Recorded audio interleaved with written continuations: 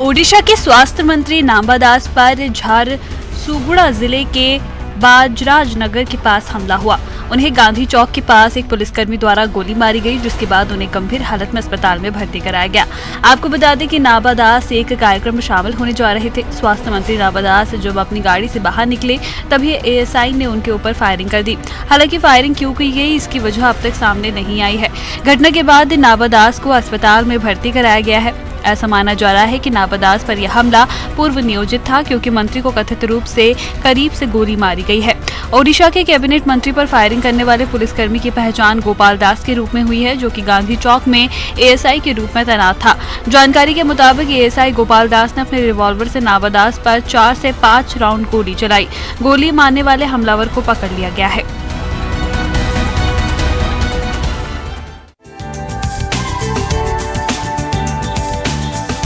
खेलो India youth games की opening ceremony को लेकर टीटी नगर स्टेडियम में तैयारियां पूरी हो चुकी हैं। ओपनिंग सेरेमनी में मंच से मध्य प्रदेश के ऐतिहासिक धरोहर का दर्शन खिलाड़ी करेंगे। आयोजन का शुभारंभ केंद्रीय खेल मंत्री अनुराग ठाकुर करेंगे। मध्य प्रदेश के भोपाल, बालाघाट, ग्वालियर, इंदौर, जबलपुर, महेश्वर, मंडला और उज्जैन में खेलों के आयोजन होंगे। खेलो इंडिया यूथ गेम्स में कुल 29 अलग अलग खेलों में खिलाड़ी हिस्सा लेंगे। इनमें से एक खेल ट्रैक साइकिलिंग का आयोजन दिल्ली में होगा। भोपाल को सबसे ज्यादा 9 खेलों की मेजबानी मिली है। दिल्ली के अलावा महेश्वर और बालाघाट से ही 2 ऐसी जगह हैं जिन्हें सिर्फ एक खेलों की मेजबानी मिली है।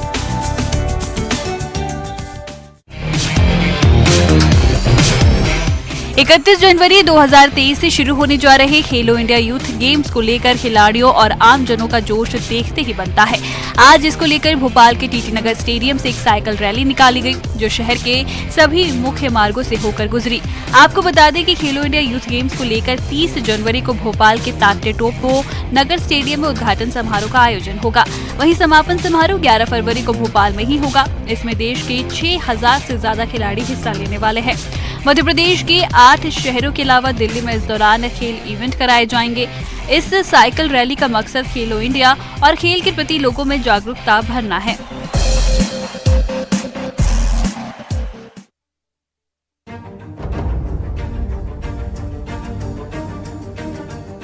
मंडला में बड़ा हादसा उस समय टल गया जब सामान से लोडेड एक ट्रॉले का अचानक ब्रेक फेल हो गया। गनीमत रही कि रिवर्स होने के दौरान हादसा पेश आया, वरना बहुत बड़ा हादसा हो सकता था। वाहन चालक ने रिवर्स होने के दौरान ट्राला से अपना नियंत्रण खो दिया और ट्राला पीछे की ओर जाने लगा और पीछे खड़ी एक लोडेड ट्रक से ट्राला टकरा गया।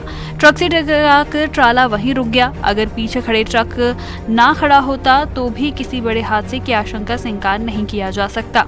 गनीमत ये भी रही कि जिस ट्रक से ट्राला टकराया उस गाड़ी में हादसे के वक्त कोई मौजूद नहीं था। इस पूरी घटना का वीडियो सामने आया है। आपको बता दें कि यह हादसा मंडला के NH30 में बंजारी घाट पर हुआ।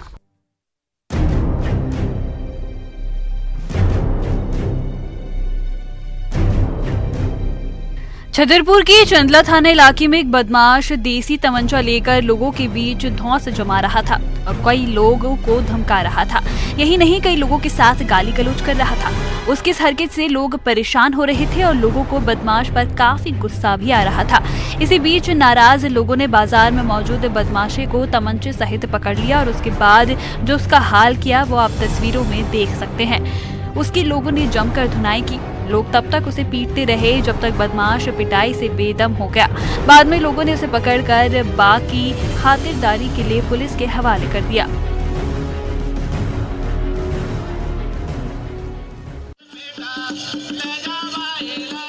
मंडला जिले में नर्मदा जयंती के मौके पर निर्झरणी कार्यक्रम का आयोजन किया गया। कार्यक्रम में कई टीवी टैलेंट शो की विनर रह चुकी गायिका इशिता विश्वकर्मा शामिल हुई, जिन्होंने भक्ति गीतों की प्रस्तुति दी। इस दौरान उन्होंने कई भक्ति गीत गाए, जिससे पूरा माहौल संगीतमय हो गया।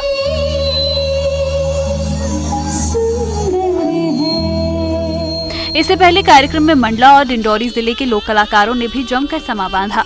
इस अवसर पर लोक गायिका सरस्वती धुर्वे और उनके साथियों ने बैगा जनजातीय नृत्य का भी प्रदर्शन किया। कार्यक्रम में रीना सैला नृत्य के साथ ही डिंडोरी से आए अशोक कुमार मार्को और गोंड कलाकारों ने शानदार गुदुम बाजा का भी नृत्य पेश किया। इन कलाकारों को देखने और सुनने के लिए बड़ी संख्या में लोग पहुंचे थे और इस कार्यक्रम ने लोगों को काफी देर तक भक्तिमय माहौल में बांधे रखा।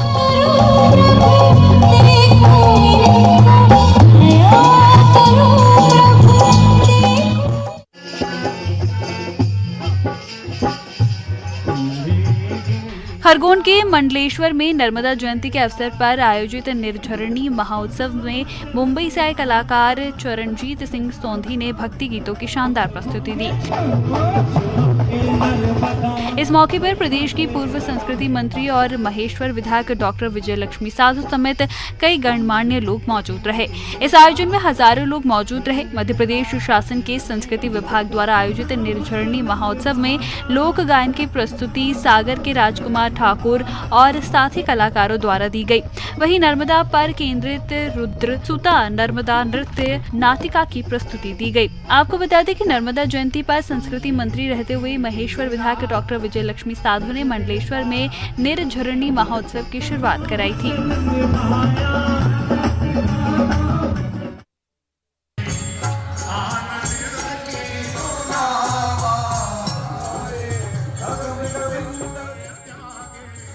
भिलाई में सामूहिक सुंदरकांड पाठ का विश्व रिकॉर्ड बना।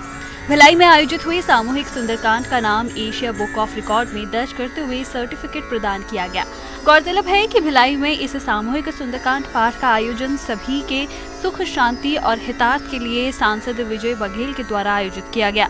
इस आयोजन में 21,000 लोगों ने एक साथ बैठकर सामूहिक सुंदरकांड पाठ कर विश्व रिकॉर्ड बनाया।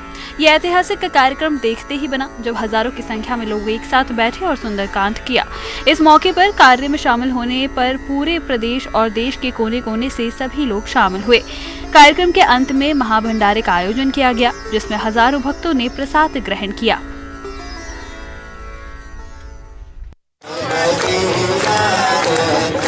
खंडवा के ओमकारेश्वर में पिछले 7 दिनों से मनाए जा रहे नर्मदा महोत्सव के समापन के मौके पर भव्य आरती का आयोजन किया गया।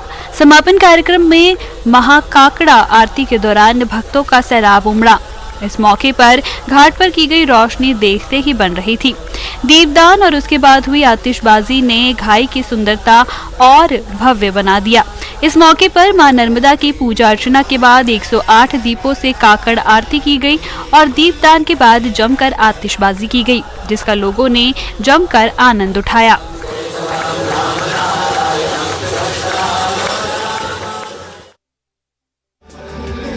बिहार के डिप्टी सीएम तेजस्वी का गाना सुन लीजिए। औरंगाबाद में डिप्टी सीएम तेजस्वी यादव का अलग अंदाज दिखा। तेजस्वी यादव ने सूर्य महोत्सव में गायक अभिजीत भट्टाचार्य के साथ गीत गाए। बता दें कि देव में सूर्य महोत्सव का आयोजन हुआ है, जिसका उद्घाटन डिप्टी सीएम तेजस्वी यादव ने किया। दरअसल सूर्य महोत्सव के मंच से जब गायक अभिजीत भट्टाचार्य के साथ उप मुख्यमंत्री तेजस्वी यादव ने मंच साझा किया तो दर्शक थिरकने लगे। हुआ यह कि अभिजीत धड़कन फिल्म की तुम दिल की धड़कन में रहते हो गीत की प्रस्तुति दे रहे थे। दर्शक झूम रहे थे। इसी बीच सिंगर अभिजीत ने तेजस्वी को मंच पर बुलाया और साथ गाने को कहा। तेजस्वी ने अभिजीत के साथ तुम दिल की धड़कन में रहते हो गीत गाकर दर्शकों को खूब झुमाया।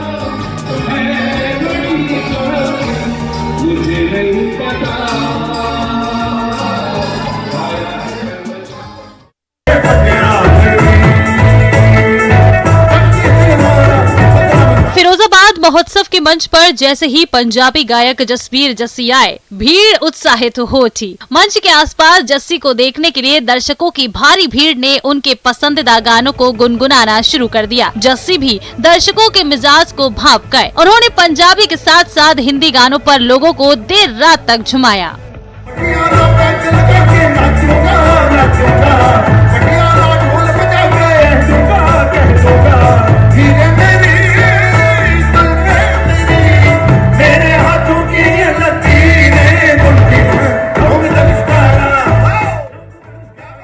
सबसे पहले पहले जस्सी ने फिरोजाबाद के लोगों का आभार जताया। इसके बाद बाबा बुल्ले शाह को याद कर सूफियाना गाना आवानी सयोनी सुनाकर लोगों को झूमने पर मजबूर कर दिया। इसके बाद उन्होंने दर्शकों का स्वाद बदला और हिंदी फिल्मों के गीत गाए।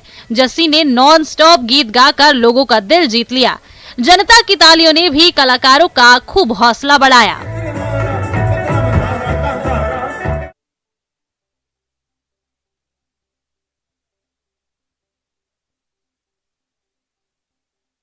ये वाराणसी की वो गुलाबी मीनाकारी है जिसका लोहा दुनिया मानती है।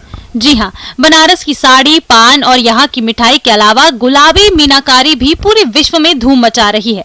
खास बात यह है कि ये कला अमेरिका के व्हाइट हाउस से लेकर ऑस्ट्रेलिया तक में अपनी चमक बिखेर रही है। G20 सम्मेलन में आने वाले मेहमानों का स्वागत बनारस के गुलाबी मीनाकारी से किया जाएगा। अप्रैल से अगस्त के महीने तक प्रस्तावित इस बैठक में G20 देशों के मेहमान शामिल होंगे। इन मेहमानों का स्वागत बनारस के गुलाबी मीनाकारी से किया जाएगा ताकि विदेशी मेहमानों को यहाँ की हस्तकला और संस्कृति से रूबरू कराया जा सके। इस सम्मेलन के लिए लखनऊ के ODOP ऑफिस से बनारस के गुलाबी मीनाकारी हस्तशिल्पियों के पास ऑर्डर भी आ गए हैं और हस्तशिल्पी इसे तैयार करने में दिन रात जुटे हुए हैं। बहुत सारे ऑर्डर मिले हैं जिनमें कपलिंग प्रमुख है अभी, और इसके अलावा मोर भी हैं और भी सारी चीज़ें हैं, लेकिन कपलिंग प्रमुख है। करीब 2000 पीस कपलिंग का ऑर्डर मिला है, वो हम लोग पूरा कर रहे हैं और करीब करीब पूरा हो चुका है। 9 को हम लोगों को ऑर्डर मिला था और डेट तक को देना था, तो वो पूरा ही हो गया है। कोरबा के कटघोरा अंबिकापुर नेशनल हाईवे पर हादसे लगातार देखने को मिल रहे हैं। रविवार को पटना से कोरबा आ रही राजधानी ट्रेवल्स की एक यात्री बस मवेशी से टकराकर सड़क किनारे पलट गई। हादसे में एक महिला सहित 4 यात्री गंभीर रूप से घायल हो गए, जबकि अन्य को मामूली चोट आई है। हादसे की जानकारी मिलते ही पुलिस और 108 संजीवनी एक्सप्रेस के कर्मचारी मौके पर पहुंचे और घायलों को बस से बाहर निकालकर अस्पताल पहुंचाया। कटघोरा के सामुदायिक स्वास्थ्य केंद्र में सभी यात्रियों का उपचार जारी है।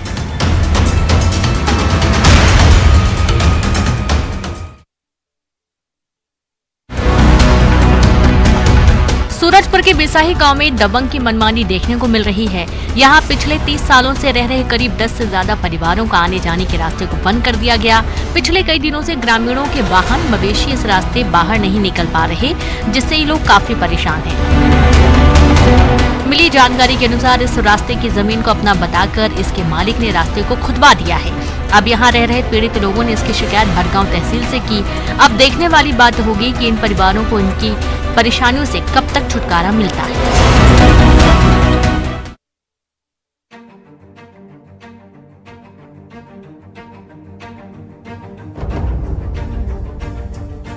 सीधी जिले के कुसमी क्षेत्र के बगोहर गांव के हाई टेंशन बिजली करंट की चपेट में आने से एक जंगली भालू की मौत हो गई। मामला तब सामने आया जब गांव वाले मवेशी चराने जंगल गए, जहां 11,000 बिजली लाइन की सप्लाई मुख्य तार टूटकर जमीन पर पड़ा था, जिसकी चपेट में आने से जंगली भालू की मौत हो गई। घटना की सूचना लगते ही संजय टाइगर रिजर्व सहित वन अमला मौके पर पहुंचा और मृतक भालू के शव को कब्जे में लिया। आपको बता दें कि इन इलाकों में ज्यादातर बिजली सप्लाई जंगली इलाके से की गई, जिसकी चपेट में आने से आए दिन वन्य प्राणियों की मौत हो रही है, लेकिन बिजली विभाग इसको लेकर कोई कदम नहीं उठा रहा।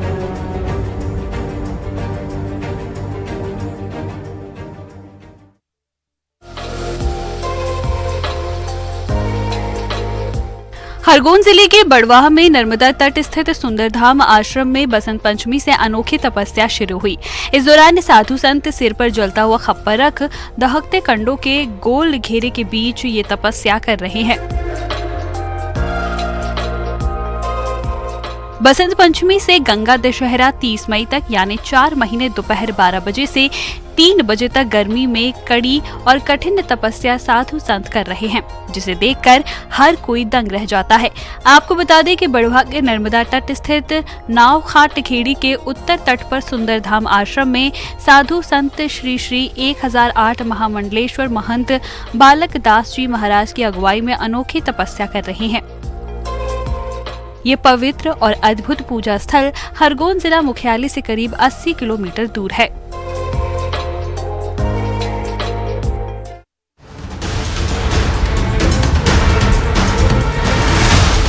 छत्तीसगढ़ में गजराज का आतंक लगातार किसी न किसी जिले में देखने को मिल रहा है। हाथियों को काबू करने की वन विभाग की तमाम कोशिशें नाकाम साबित हो रही हैं। ऐसे ही जशपुर के पत्थल गांव में इन दिनों हाथियों का आतंक देखा जा सकता है। यहाँ 2 हाथियों ने एक मकान को तोड़ दिया, जिससे यहाँ रहने वाले सभी लोग अपनी सुरक्षा को लेकर चिंतित हैं और वे रातों को सो नहीं पा रहे। ऐसे में घरों के सदस्यों ने भागकर अपनी जान बचाई, वहीं हाथियों ने घर में रखे अनाज को भी बर्बाद कर दिया। ऐसे में लोग सरकार से हाथियों के आतंक का स्थायी समाधान ढूंढने की बात कह रही हैं।